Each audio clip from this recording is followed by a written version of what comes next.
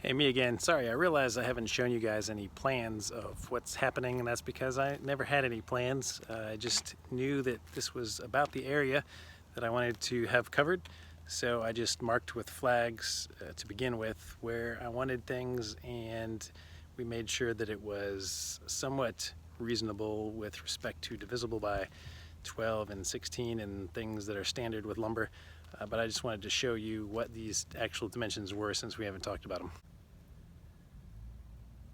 So from my outside wall here, from post to post,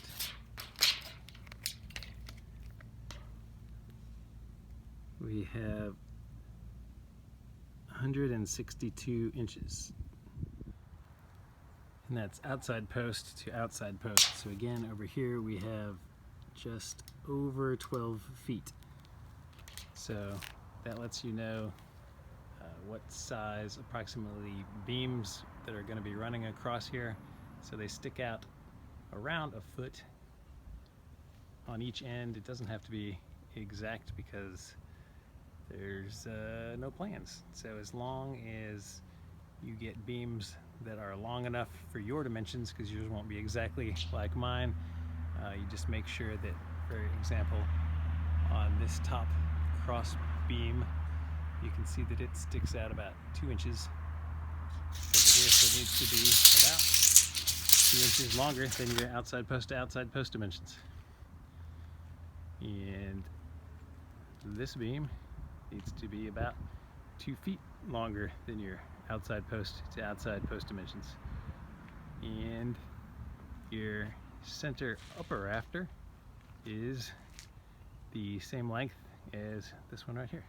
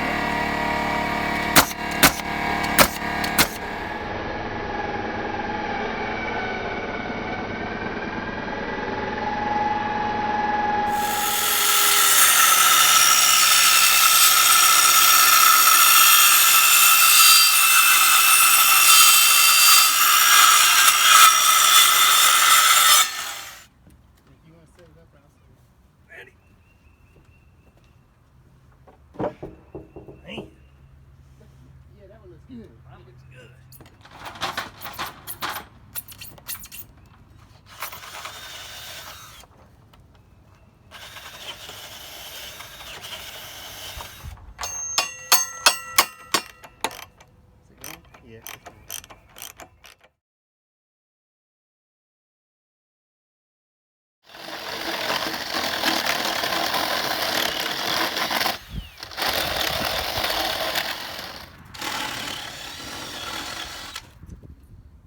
Since these two 2x10 boards aren't thick enough for the bottom of this bracket that we got, we used that little scrap piece of OSB to stick in there to make it wide enough so that we could bolt this down.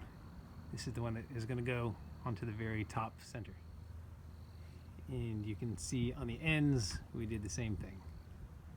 And that is on both sides. So if we come over to this one, we put it on the back side so that you won't be able to see it. Did anything.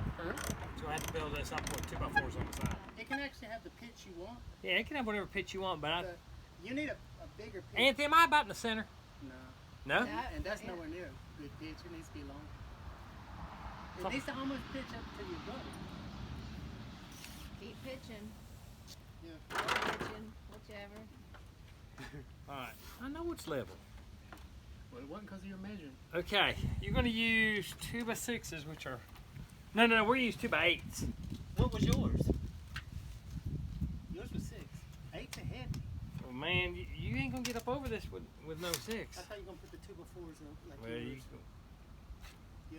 All right, let me have... Let me 3 see if I can 2x4s would be 3.5, right? No. You're going to put this right here. Anthony, give me a 2x4, please. Let me just show them one of them real quick. And you can use these, providing you clean them off or cut them up or whatever you want to do. These look like they ain't long enough. Well, they're not supposed to be long enough. Well, I'm just saying he can use this scrap as long as he overlaps. All right, you see that right there? Yep.